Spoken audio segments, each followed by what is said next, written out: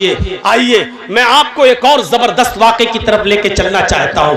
जबरदस्त वाक़या, जबरदस्त। हजरत उस्मान गनी का जमाना है। हजरत उस्मान गनी से पूछा जा रहा है कि 6 महीने में अगर बच्चा पैदा हो जाए तो क्या हुक्म है उसका। हजरत उस्मान गनी कहते हैं कि वो औरत बदचलन है। शादी के बाद 9 महीने के बाद बच्चा पैदा होना चाहिए, 6 महीने में कैसे हो जाएगा। कहने लगे आए अमीरुल मोमिनीन, मेरी शादी को 6 महीना हुआ है, मेरी शादी को 6 महीना हुआ है और 6 महीने के बाद आज ही मेरी बीवी ने एक बच्चा पैदा किया है। समझ रहे हैं ना आप उस सहाबी के पूछने का मकसद क्या है।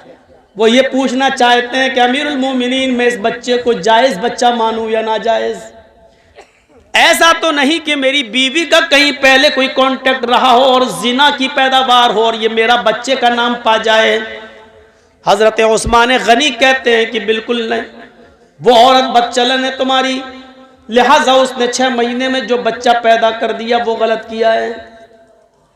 ये जुमेरात का दिन था। जुमेरात का दिन जानते हैं ना, गुरुवार, थर्सडे था।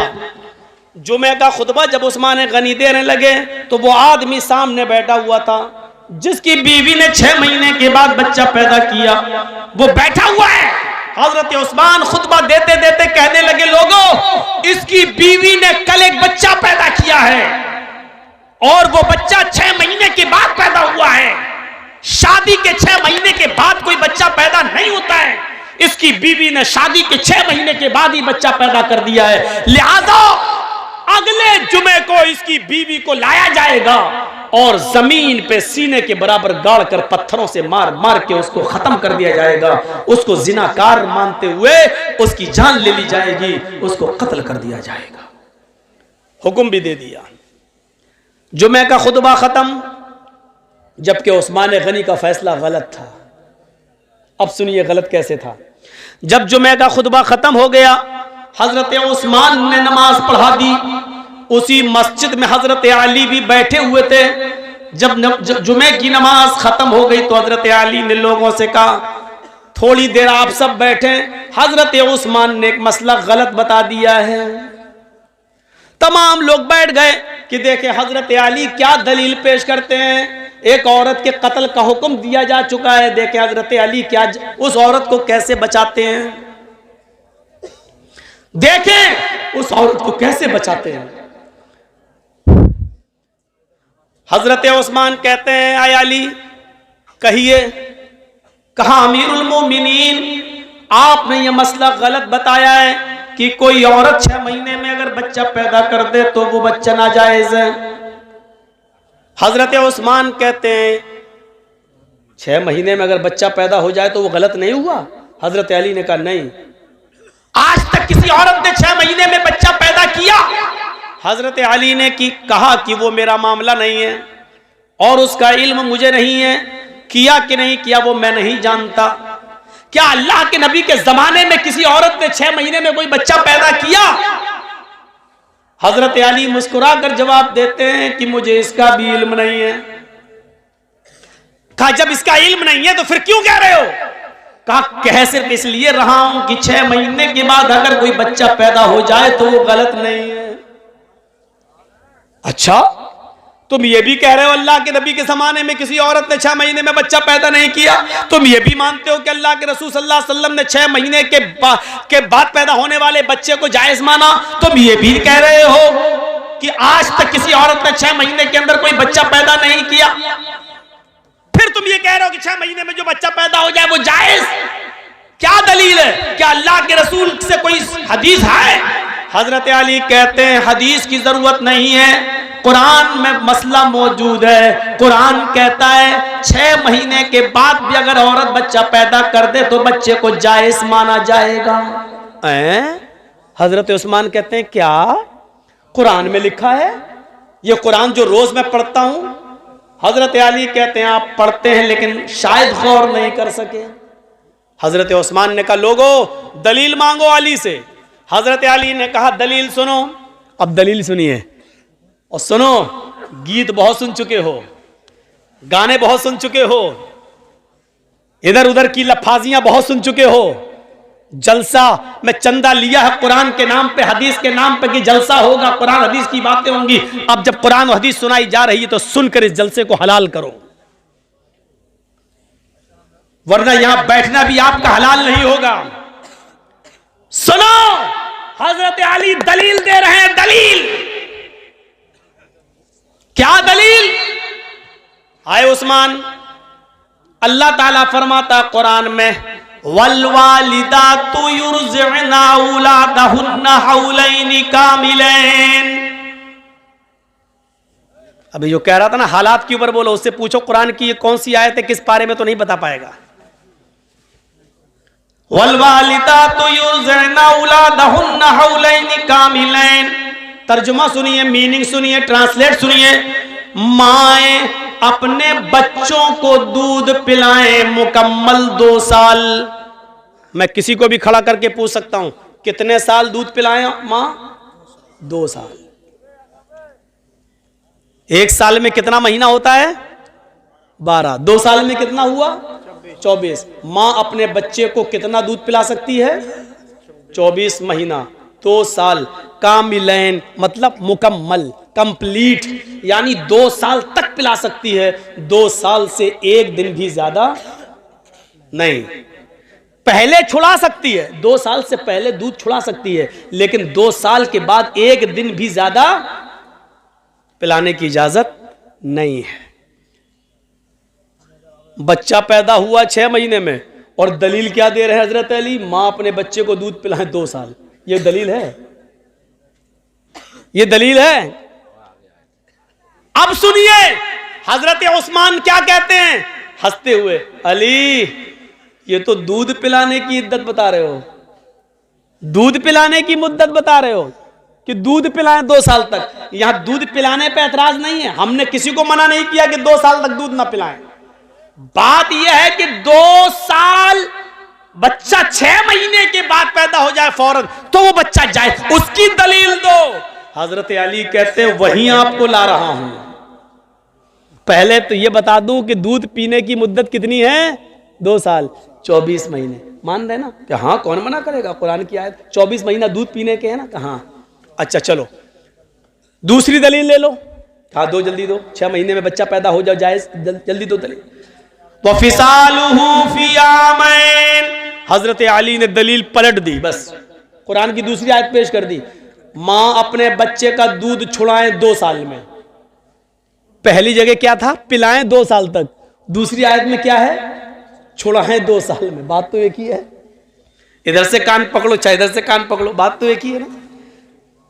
2 साल तक पिलाओ या 2 साल के अंदर अंदर छुड़ाओ, दोनों सूरतों में बात एक ही है। हजरत उस्मान कहते हैं मुझे बेवकूफ समझ रखा है क्या? अरे पिलाएं 2 साल तक या छुड़ाएं 2 साल में, बात तो एक ही है। कहा हम आपको मजबूत कर रहे हैं ताकि आप पलट ना जाएं। 2 साल मान रहे ना कि हाँ, 24 महीने मान रहे ना, हाँ। ये किसकी इद्दत है, मुद्दत है? का दूध पिलाने की। दूध पिलाने की मुद्दत 2 साल है ना, कि हाँ। अब सुनो तीसरी दलील, जिसमें अल्लाह ने हमल और दूध छुड़ाने की दोनों की गिनती को और मुद्दत को एक साथ बयान कर दिया है। कुरान में तीसरी जगह अल्लाह ने फरमाया वह हमलुहु, हमल देखिए, वह हमलुहु व फिसालुहु सलासून शहरन।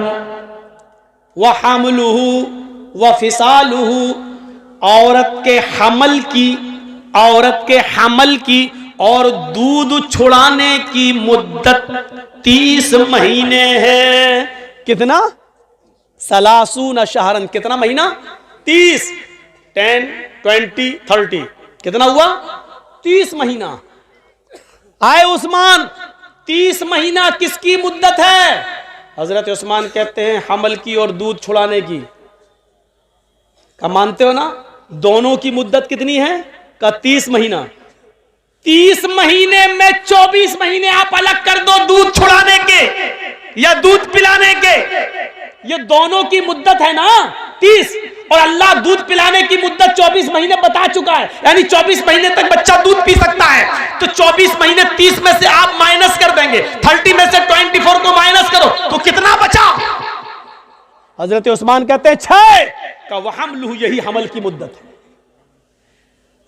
वहमलुहु व फिसालुहु सलासूना शहरन, यही हमल की अकल्ले मुद्दत है। यानी औरत कम से कम 6 महीने के बाद बच्चा पैदा अगर करती है तो वो बच्चा जायज माना जाएगा, वो बच्चा नाजायज नहीं माना जाएगा। 6 महीने से पहले अगर कोई बच्चा पैदा करती है औरत तो वो बच्चा नाजायज माना जाएगा, वो बच्चा हराम माना जाएगा। लेकिन 6 महीने के बाद अगर कभी भी बच्चा पैदा करती है तो वो बच्चा जायज है।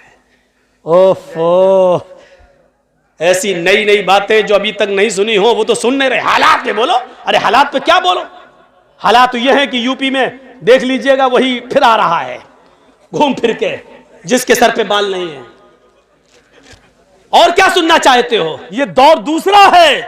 ये समझो कि ये दौर क्या है, एक घाट पर, घाट समझते हैं ना, एक घाट पर शेर और बकरी दोनों पानी पी रहे हैं। दोनों, शेर की तरफ से पानी बहता हुआ बकरी के पास आ रहा है। शेर जहां से पानी पी रहा है, बकरी इधर से पानी पी रही है, लेकिन पानी बहता हुआ शेर की तरफ से आ रहा है। शेर ने भी पानी पिया, बकरी ने भी। शेर ने बकरी से कहा, ए तूने इस तालाब में मुंह डाल दिया, तूने मेरा पानी झूठा कर दिया। बकरी बोली, जंगल के राजा, मैंने आपका पानी कहां झूठा किया? पानी आप वहां से पी रहे हैं, आपका झूठा पानी मेरे पास आ रहा है, मैं तो आपका झूठा पानी पी रही हूं। बात सही कही बकरी ने, पानी आप वहां पी रहे हैं और आपका झूठा पानी बहता हुआ यहां आ रहा है, मैं आपका झूठा पानी पी रही हूं। शेर ने कहा, अच्छा हमसे मुंह भी चला रही है, जबान लड़ाती है। आया और ऐसा पंजा मारा कि उसकी खोपड़ी अलग हो गई, तन अलग हो गया और उसको भी खा गया। यानी उसको खाने के लिए बहाना चाहिए था। जो रावण तुम्हारे ऊपर बैठे हैं उनको सिर्फ गिरफ्तारी के लिए बहाना चाहिए बस। क्यों नहीं समझ रहे आप? आप अपनी सफाई में भी कुछ नहीं बोल सकते हैं, आपको आपकी सफाई पेश करने का हक भी नहीं दिया जाएगा आपको। महात्मा गांधी मुर्दाबाद के नारे लग रहे हैं, कितने लोग पकड़ गए बताएं आप? गॉडसे को नमस्कार किया जा रहा है, कितने लोग गिरफ्तार हो गए, पकड़े गए? दिल्ली की सड़कों पर बाकायदा कहा गया, गोली मारो सालों को। जिन लोगों ने ये नारे लगाए, कितने लोग गिरफ्तार हुए? और गिरफ्तार कौन हुए? जो शाहीन बाग में प्रोटेस्ट कर रहे थे, शांति के साथ धरना दे रहे थे। लड़की तक को प्रेग्नेंट लड़की तक को अरेस्ट करके जेल के अंदर डाल दिया गया। आप कहां हैं? सेकुलरिज्म बाकी नहीं रह गया, जमहूरियत नहीं, ये किसी दूसरे रास्ते पे चल रही है। आप कम से कम मेरी तरफ भी देखो, डॉक्टर जाकिर नायक को भारत छोड़ना पड़ा है। क्या चाहते हो कि मौलवी जर्जीज भी भारत छोड़ के पनाह ले ले? क्या चाहते हैं आप? क्या है आपके दिल में? क्या सुनना चाहते हैं आप? शर्म आनी चाहिए। जो जिस तरीके से बोल रहा बोलने दो, बोलने वाला जानता है कि हमको क्या बोलना है क्या नहीं बोलना है। मेरे भाइयों, आप जब धान बोते हैं तो जर्जीज कहने नहीं आता कि इतना बो या वो ऐसा। क्यों? कि वो आपका काम है, आप अपने काम में माहिर हैं, हम अपने काम में माहिर हैं। हर आदमी अपने काम में एक्सपर्ट होता है। मुझे क्या बोलना है, क्या नहीं बोलना है, कहां कौन सी बात कहना है, इस काम के लिए मौलवी लोगों को आजाद छोड़ दो। मेरे भाइयों, मदरसों में क्या पढ़ाया जाता, मदरसों के लिए छोड़ दो। आप हर किसी को मशवरा मत दीजिए। डॉक्टर एमबीबीएस एमएस डॉक्टर को ऑपरेशन करना है, क्यों वहां पर आपको नहीं बिठाया जाता है? क्यों? आप नहीं देख पाएंगे। जब आपकी बीवी का, आपके बेटे का ऑपरेशन होगा तो आप कहेंगे साहब इतना नहीं इतना काटो, इतना नहीं इतना काटो। डॉक्टर के काम में डिस्टर्ब होगा, इसलिए डॉक्टर ऑपरेशन थिएटर के अंदर, ओटी के अंदर अकेले सिर्फ अपने कर्मचारी को लेके, अपने असिस्टेंट को लेके जाता है, किसी को लेके नहीं जाता है। अब आप डॉक्टर से कहेंगे साहब कान यहां से यहां तक चीरना, यहां पर्दा उसका ऐसा है, आपको भगा देगा, जाओ कहीं और जाके इलाज करा लो, सरकारी हॉस्पिटल में चले जाइए। तो आप हर किसी को मशवरा नहीं दे सकते हैं। आप किसी मौलवी को मशवरा मत दीजिए, मौलवी एक्सपर्ट होता है। और फिर मुझे तो 20 साल का तजर्बा है, मुझे अच्छी तरीके से मालूम हो गया कि कहां क्या बोलना चाहिए, कहां क्या नहीं बोलना चाहिए। तो मेरे भाइयों, इन चीजों को आप अपने जहन में रखिए, इन चीजों को अपने जहन में रखिए। हालात अच्छे नहीं हैं, हम वही गलती कर रहे हैं जो नहीं करनी चाहिए। बार बार मैं आपको एक इशारा कर रहा हूं, याद रखिएगा। कुछ लोग नारे लगा रहे हैं, अब हमारी लिंचिंग हो रही है, नारे लगाए जा रहे हैं और नारे लगा के हमें बरगलाने की कोशिश की जाएगी। जहां दो चार दाढ़ी वाले मिलेंगे वहीं पर जय श्री राम के नारे लगा के हमें बरगलाने की कोशिश की जाएगी। अक्लमंद इंसान वो है जो इनके बरगलाने में ना आए और खामोशी के साथ गुजर जाए। ये अक्लमंदी है इस जमाने में, आज के इस दौर में। जरूरी नहीं है, अब सुन लो मेरी बात, अगर कोई पागल कुत्ता मौलाना जर्जीस को काट ले उसके पैर में, तो उसका जवाब क्या कि मौलाना जर्जीस भी उस पागल कुत्ते के पैर में काटने जाए? आप क्या कहोगे जर्जीस को? एक पागल कुत्ते ने हमें काट लिया है, अब हम भी पकड़ो पकड़ो और काट रहा। लोग कहेंगे कितना बड़ा पागल है। यही पागल है। अगर कोई पागल कुत्ता हमारे पैर में काट ले तो इसका यह मतलब नहीं है कि जर्जीस साहब भी उस पागल कुत्ते को काटने जाएं। कुछ लोग इस वक्त पागल हो चुके हैं पावर को देखकर। कुछ लोग जानते हैं कि हमारा पावर है, हमारा आदमी बैठा हुआ है सीट पर, गवर्नमेंट का नशा है, वो जानते हैं कि गोली मारो सालों को, देश के गद्दारों, कुछ भी, हमारा कुछ नहीं होगा। पूरे दिल्ली में ट्रंप के जाने तक तो मैं कुछ नहीं बोलूंगा, ट्रंप के जाने के बाद हम आपकी भी नहीं सुनेंगे। इस तरीके की बातें जो कही गई हैं, वो जानते हैं कि हमारा कुछ नहीं होगा। मेरे भाइयों सुन लीजिए, आप ये हालात बना दिए गए हैं। ऐसे मौके पर खामोशी का मुजाहिरा कर रही है आप। कुछ कुत्ते पागल हो गए हैं, पागल नशा है उनको कि हमारे ऊपर किसी का हाथ है। अब इस पागल कुत्ते को अगर आप समझ जाएं तो पूरी तकरीर कामयाब। मैं नाम नहीं लूंगा, सॉरी, माजरत के साथ, आप मुझे आइंदा बुलाएं या ना बुलाएं, मैं नाम नहीं लूंगा। लेकिन इस पागल कुत्ते को अगर आपने समझ लिया तो समझ लो कि पूरी तकरीर समझ गए आप। मेरे भाइयों, अगर कुछ पागल कुत्ते हमारे पैर में काट लें तो इसका यह मतलब नहीं है कि हम भी उस पागल कुत्ते को काटने जाएं। हाथी चलता रहता है, कुत्ते भौंकते रहते हैं। अब हाथी अगर उन कुत्तों के भौंकने पर पीछे मुड़ मुड़ के देखने लगे तो हाथी अपनी मंजिल तक कभी नहीं पहुंच पाएगा। तुम्हें अपनी मंजिल पर पहुंचना है। हाथी चल जा रहा है, वो पीछे मुड़ के नहीं देख रहा है, क्योंकि वो जानता है कि इनकी आदत भौंकने की है, ये भौंक भौंक कर खुद ही थक जाएंगे। हाथी अपनी मंजिल को पा लेता है। मुसलमानों, तुम्हें अपनी मंजिल तक जाना है।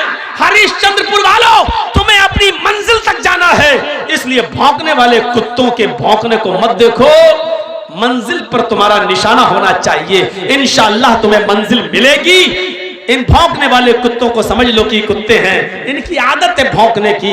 इस वक्त हम जिन हालात से गुजर रहे हैं उसमें अक्लमंदी से काम लेने की जरूरत है। अक्लमंदी कैसी?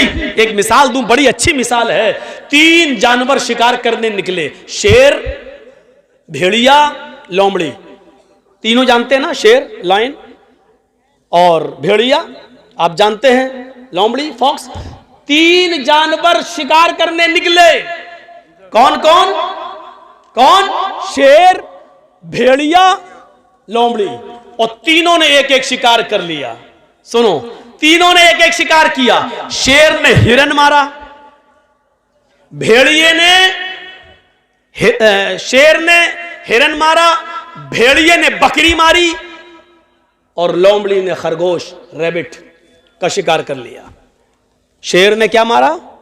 हिरन। भेड़िए ने क्या मारा? बकरी। और खरगोश, और लोमड़ी ने खरगोश। तीनों जानवर पड़े हुए हैं। शेर ने भेड़िए से कहा, तुम फैसला करो किसको क्या खाना है।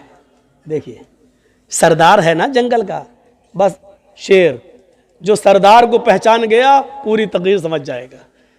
शेर ने कहा फैसला करो, भेड़िए से फैसला करो कौन क्या खाएगा।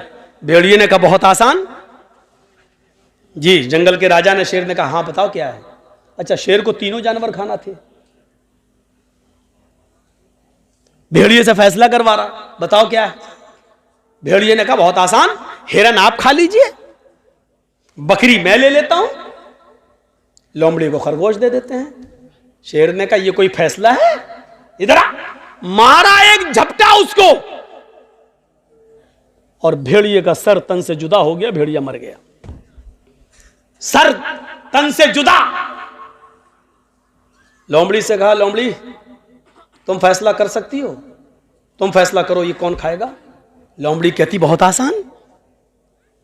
कहा क्या? बोलो। कहा साहब हिरन आप सुबह नाश्ते में खा लीजिए, शाम को बकरी खा लीजिए, और बीच में जब जायका, मुंह का जायका बदलना हो तो आप खरगोश का टेस्ट कर लीजिए। तीनों जानवर आपके हैं। सुबह उठो, नाश्ते में आप हिरन खा लो, शाम को बकरी खा लो, और बीच में दोपहर में आप खरगोश का टेस्ट कर लो। शेर ने कहा वाह लोमड़ी वाह, कितना अच्छा फैसला किया तूने। इतना अच्छा फैसला करना तुझे किसने सिखाया? लोमड़ी ने कहा इस भेड़िए ने। समझ गए आप? गुस्सा भी आया है मुझे, लेकिन अब हंस दिया हूं मैं आपके सामने। मैं बहुत गुस्से में था, लेकिन अब हंसी आ गई मुझे। शेर ने कहा वाह क्या फैसला किया है, इतना अच्छा फैसला करना तुझे सिखाया किसने? लोमड़ी क्या कहती है इस भेड़िए ने, यानी भेड़िए से मैंने इबरत हासिल कर ली। अरे मुसलमानों, इबरत हासिल अभी भी नहीं कर पा रहे हो। तुम देख रहे हो तुम्हारी आंखों के सामने कौन कौन जेल जा रहा है, तुम देख रहे हो। इलेक्शन आता है, यूपी में कोरोना आ गया, नाइट कर्फ्यू लग गया, आप इबरत हासिल नहीं कर पा रहे हो। अब जब हमारा शेर को समझ गए ना, हमारा शेर जब देख लेगा यूपी में हम हार रहे हैं, तो ऐन मौके पर इतना भयानक कर्फ्यू लगाएगा, यूपी में हो सकता है कि 3-4 महीने के लिए इलेक्शन टल भी जाए। आप नहीं जानते, क्योंकि सरदारी तो शेर की चलती। वो चाहता सब कुछ, जैसे ये लोमड़ी वो चाहता था तीनों जानवर हमें मिले, ऐसे ही हमारा शेर चाहता सब कुछ, हर सूबा हमारा रहे, अंध दंद हेरा फेरी सब। आपने देखा जैसे इलेक्शन करीब आए, अखिलेश के करीबी लोगों के ऊपर सीबीआई के छापे आने लगे, ईडी के छापे पड़ने लगे। यही हाल आपके बंगाल का भी था। जैसे जैसे इलेक्शन करीब आए, देखा कैसे छापे मारे गए, सबको इस्तेमाल करके देखा गया। आप अक्लमंद थे, अक्लमंदी का सबूत दे गए। बिहार वाले बेवकूफ थे बेचारे, पागलपन का सबूत देके मर मिटे। दुआ कर देता हूं अल्लाह यूपी के मुसलमानों को भी बंगाल के मुसलमानों से अक्लमंदी सीखने की तौफीक अता फरमाए। बस ये दुआ ही कर सकता हूं। बस मेरे भाइयों, मैंने बहुत कुछ कह दिया है, बल्कि सब कुछ कह दिया है। कल इसी बात को कट कर करके जी हिंदुस्तान दिखाएगा, देखो कैसे डरा रहा है ये मौलवी, कैसे डरा रहा है मौलवी। इनको नित्यानंद पंडित का बयान नहीं सुनाई देता है, वो कैसे डरा रहा वो नहीं दिखाई देता है। इसको जो नारे बीजेपी के नेता लोगों ने लगाए हैं दिल्ली में, वो नहीं सुनाई देते। मौलाना जर्जीस बोल रहा है बंगाल में, और ये दिखा रहे हैं यूपी में। साहब 6 महीने तक जर्जीस साहब जब तक इलेक्शन नहीं हो जाए यहां कोई जलसा नहीं कर सकते। लीजिए, मेरे घर नोटिस आ गया, मेरे पास पाबंदी आ गई। अरे भैया दीनी जलसे तो करने दो, मुझे किसी के स्टेज पे मत जाने दो, दीनी जलसे तो करने दो। साहब दीनी जलसे भी नहीं करने देंगे। ये तो ये कहो कि जुमे पे इनकी हुकूमत नहीं चलती, वरना ये तो कहते जुमा भी नहीं पढ़ाने देंगे। अब जुमा पढ़ने के लिए मैं जिस मस्जिद में जाता हूं, वहां के लोग कहते हैं मौलाना जुम्मे में आप ही पढ़ाइए। अब जो मौलाना बेचारा कुछ पढ़ाना ही नहीं चाह रहा, वो कह रहा आप पढ़ा। जुमा तो हमें कहीं ना कहीं पढ़ना ही है। जब हम वक्त से पहले पहुंचते हैं जुमा पढ़ने के लिए, तो आदमी जिस मस्जिद में भी चला जाऊं, मौलाना साहब आप आ गए तो हमारी खुश नसीबी है, पढ़ा दो। अब उनको थोड़ी मालूम है कि हम किस मस्जिद में जा रहे हैं जुमा पढ़ने। जुमा पढ़ा देता हूं मैं, जुमा पढ़ा देता हूं। पाबंदी लगाई है तो तकरीरों पे ना लगाई है, जलसों पे, जुमे पे थोड़ी लगाई है। तो मेरे भाइयों, हमें जो कुछ कहना होगा जुमे के खुतबे में कह देंगे, इशारों ही में सही। तो आप फैसला करना सीख जाइए, इबरत लेना सीख जाइए, कम से कम थोड़ी देर के लिए लोमड़ी बन जाइए। आपको मालूम है कि आपका मुकाबला किससे है। लोमड़ी से पूछा वाह इतना अच्छा फैसला करना तुझे किसने सिखाया? उसने कहा भेड़िए ने, यानी भेड़िए ने ये फैसला किया और उसका अंजाम मैंने देख लिया, इसलिए मेरा भी अंजाम ना हो, इसलिए मैंने भेड़िए से ये इबरत हासिल कर ली। जो लोग जेलों में जा चुके हैं, जो लोग काटे जा चुके हैं, जो लोग जेलों में सड़ रहे हैं, मुसलमानों उनसे इबरत हासिल कर लो, उनसे इबरत हासिल कर लो, और अपने आप को मसलिहत के साथ, दूरअंदेशी के साथ आप काम करिए। मैं मना नहीं कर रहा हूं, बोलिए, हक बात बोलिए, डंके की चोट पे बोलिए, लेकिन आप उसको सलीके से बोलिए। आपको ये कहने की जरूरत नहीं चल बैठ खा ठूस। आप इस बात को यूं भी कह सकते हैं, खा लो ना, देसी मुर्गा ही चाहिए था ना, लो खा लो। आप इसको यूं भी बोल सकते हो। मेरे भाइयों, दूरअंदेशी अगर हमारे पास आ गई, बस एक चीज और बताऊंगा आपको कि गलती किसी से भी हो सकती है। हजरत सुलेमान और दाऊद अलैहिस्सलाम के जमाने में, दाऊद बाप है, सुलेमान बेटे हैं, एक किस्सा, एक वाकया पेश आ गया। बुखारी शरीफ की हदीस है। देखिए, दाऊद अलैहिस्सलाम भी नबी हैं और सुलेमान अलैहिस्सलाम भी नबी हैं। एक औरत, दो औरतें, अपने अपने दोनों के पास एक एक बच्चा था और एक एक बच्चा दोनों लेकर निकली। उनका गुजर एक जंगल से हो रहा था। दोनों औरतें जंगल में थोड़ा आराम करने लगी। जंगल में एक भेड़िया आया। बुखारी शरीफ की हदीस है, एक भेड़िया आया और उस भेड़िए ने एक औरत के बच्चे को, छोटी बड़ी औरत जो थी, एक छोटी थी एक बड़ी थी, बड़ी औरत का बच्चा भेड़िए ने मुंह में दबाया, ले गया और फाड़ के खा गया। यानी बड़ी औरत के बच्चे को भेड़िया खा गया। बुखारी शरीफ की हदीस सुनिए, मंजर देखिए। लेकिन बड़ी औरत ने जब देखा कि मेरा बच्चा तो मर गया, इस इलाके में किसी को क्या मालूम कि कौन किसका बेटा है। जब लोग आए तो उस औरत ने फौरन, बड़ी औरत ने फौरन कह दिया, ये छोटी औरत के गोद में जो बच्चा वो मेरा बच्चा है, इसका बच्चा भेड़िया खा गया, ये तो मेरा बेटा है। मामला बढ़ गया। छोटी औरत कहती है मेरा बेटा, बड़ी औरत कहती है मेरा बेटा, छोटी कहती है इसका बेटा तो भेड़िया खा गया, बड़ी कह रही इसका बेटा भेड़िया खा गया। उस जमाने में डीएनए टेस्ट नहीं होता था कि मालूम कर लिया जाए माँ का खून और बच्चे का खून मिलाकर। मेरे भाइयों, ये मुकदमा हजरत दाऊद अलैहिस्सलाम के पास आता है। दाऊद अलैहिस्सलाम फैसला करते हैं, दोनों की बात सुनते हैं। बड़ी औरत टट टट टट टट बोलने वाली, जबान दराज, और छोटी औरत बेचारी कम बोल पाती है। ऐसे समझो जैसे एक मोदी और एक मनमोहन। मोदी बेचारे रुकते ही नहीं हैं, बोलते चले जाते हैं, और मनमोहन सिंह बेचारे बोलते ही नहीं हैं। तो ये हालत है। एक बार आपको मालूम है, सऊदी अरब में गए थे मोदी जी, तो सऊदिया का बादशाह ऐसे करके दूरबीन से कुछ देख रहा था। तो लोगों ने पूछा मोदी जी ने, अरे क्या देख रहे हो वहां? मैं तो यहां खड़ा हूं, मैं तो आ गया हूं, आपके पास खड़ा हूं, उधर क्या देख रहे हो? कहा नहीं, आपको नहीं, आपकी बातों को देख रहा हूं जो आपने फेंकी है, कितनी दूर जा रही हैं, इतनी दूर। ऐसे तो इनका हर जगह। मोदी जी ने वहां की तोप देखी, तोप के बाद पूछने लगे कितना फेंकती है, इसकी रेंज कितनी है? कहा कितना फेंकती है? वहां के बादशाह ने कहा वल्लाह आपसे कम फेंकती है। नहीं समझ पा रहे ना? समझ गए ना? तो ये इतना इंसल्ट बर्दाश्त करके आया है ये, लेकिन फिर भी नहीं समझ पा रहा बेचारा, फिर भी फेंके जा रहा है, फिर भी फेंके जा रहा है। क्या क्या फेंकता है अल्लाह बेहतर जाने। मेरे भाइयों, राहत इंदौरी ने कहा था, उसको कोई काम आता हो या ना आता हो, झूठ बड़ा शानदार बोलता है, झूठ बड़ा शानदार बोलता है। ऐसा शानदार झूठ जो आपको झूठ लगेगा ही नहीं, आपको ऐसा झूठ। ये भी एक कला होती है, ये भी एक कला। इस कला को भी बहुत से लोग सीखने की कोशिश कर रहे हैं। झूठ ऐसा बोलो कि पता भी न चले, कि और झूठ भी हो, पता भी न चले। जैसे मौलाना जर्जीस को पुलिस ढूंढते हुए यहाँ आ जाए, स्टेज पर यहाँ मिल जाए, और वो मुझे पहचानती ना हो, मुझे पहचानती ना, और मुझसे ही पूछ रही हो, मौलाना जर्जीस को देखा, मौलाना जर्जीस को देखा। जर्जीस साहब स्टेज से नीचे कूद गए, स्टेज से नीचे कूद गए। हाँ, क्या पूछ रहे थे? पुलिस वाले से पूछने लगे, क्या पूछ रहे थे? अरे मैं पूछ रहा हूं मौलाना जर्जीस को देखा? अभी तो यहीं थे स्टेज पर, अभी तो यहीं देखा था, अभी यहीं थे, स्टेज पर थे बस। अब पुलिस वालों अभी स्टेज पर थे, तब कहां चला गया? झूठ, पकड़ पकड़ पकड़। देखा जाए तो ये झूठ है, लेकिन झूठ ऐसा है कि पता नहीं चला। अभी तो स्टेज पे थे, हकीकत में अभी स्टेज पे थे, अब कूद गए, स्टेज पे नहीं है। पुलिस वालों ने पूछा कहां थे? वो मौलाना जर्जीस को देखा। जर्जीस से ही पूछ रहा, जर्जीस को देखा? जर्जीस साहब कह रहे नहीं, अभी तो यही थे।